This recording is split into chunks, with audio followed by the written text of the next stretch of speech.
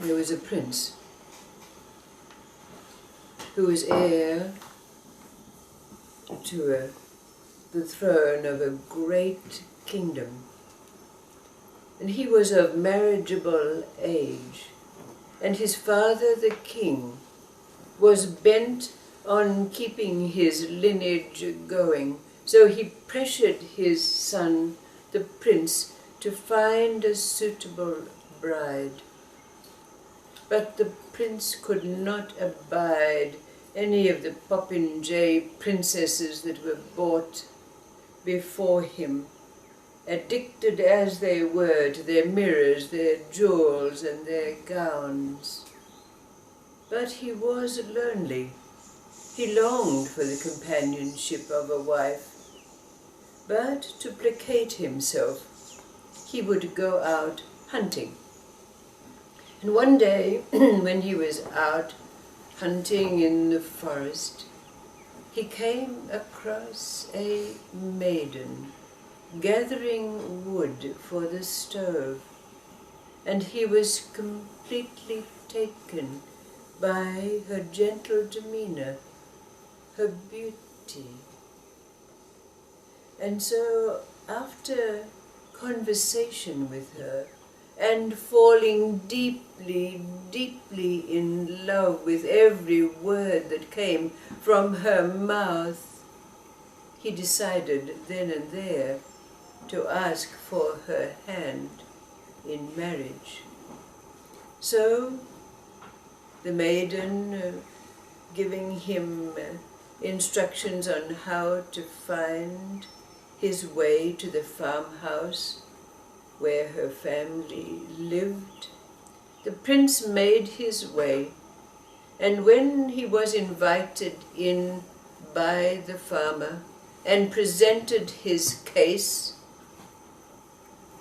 seeking the hand of the maiden, the farmer said to him, "What is your trade?" And the prince said, "Well, I'm a prince. I don't need a trade." "Well," said the farmer, "how will you keep my daughter and a family?" Well, what is your craft?" And the prince says, "I don't have a craft." So the farmer said, "Well, then you cannot ask for my daughter's hand in marriage." But the prince was completely smitten and totally in love. So he went back to the palace, and he immediately called around him all the artisans of the land, the jewelers, the woodworkers, the glass blowers. But finally, after studying each of their wares, he found that he was taken with weaving. So, finding a master craftsman, he learned the way of the art of weaving and found that he had a great talent, and after some time was able to produce most beautiful, most exquisite pieces of carpet, silk, and the like. So, feeling that he was now ready to present his case to the farmer to win the hand of the maiden, he took a piece of carpet that he had woven to the home, the farmhouse, and presented himself. And the farmer said, "Well, how long would this piece of carpet keep your family?" And the prince said, "Well, its worth is such that it would earn enough for 3 months." "Well," said the farmer, "if my daughter is willing, you may have her hand in marriage." And so they were wed, and they were blissfully, happily.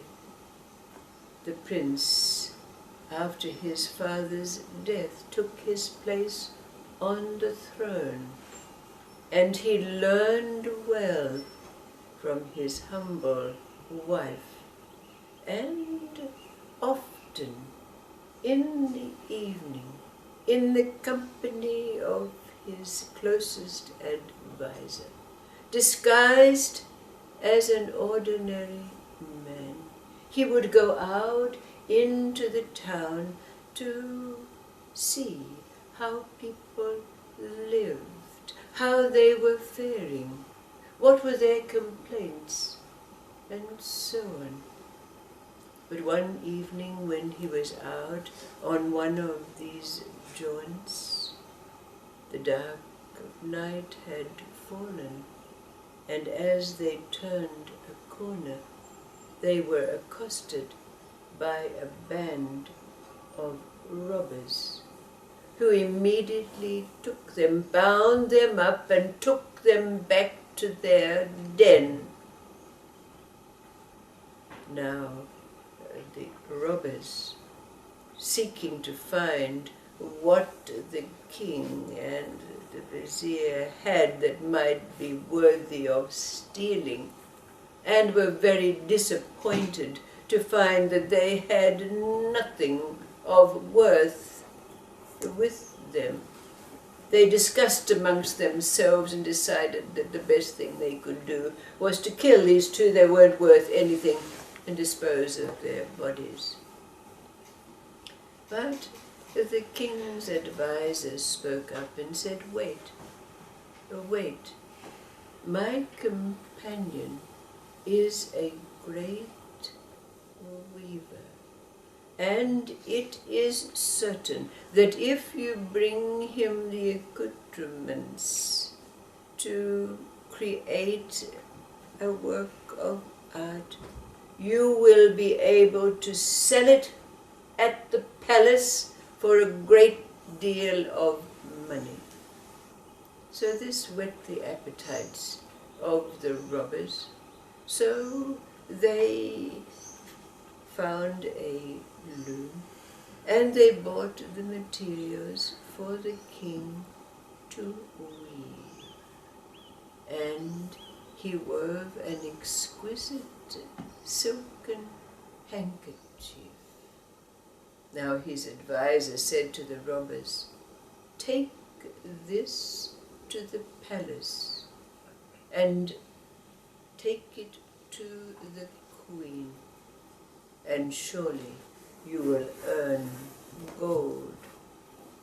So one of the robbers did just that, and took the piece of weaving to the palace, and insisted that it be given to the queen. Now indeed this was done, and as soon as the queen saw this handicraft, she recognized the work of her beloved husband. But since he had been missing, she realized that something was amiss. So, telling her servants who had bought the piece of artwork to her, take this gold to the robbers, but ensure that our soldiers follow where they go. And so it happened that the robber, taking his gold back to his den, followed by the soldiers of the palace, were able to release the king from his custody and returned to his rightful place in the palace.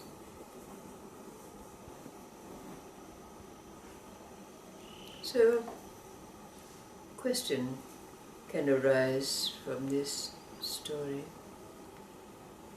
leading on from what was asked several days ago.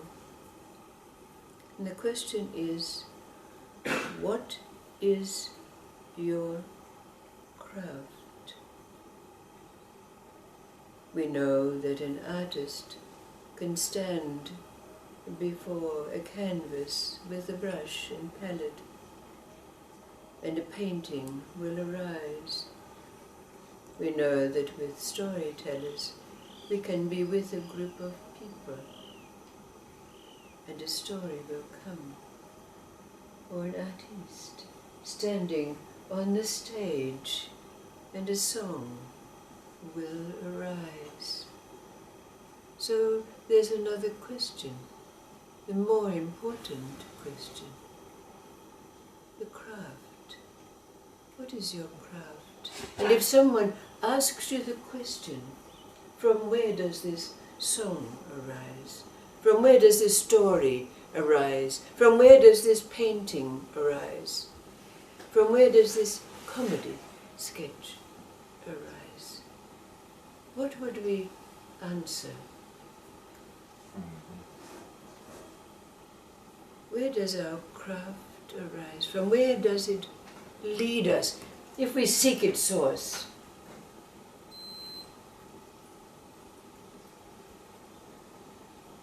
What is your craft?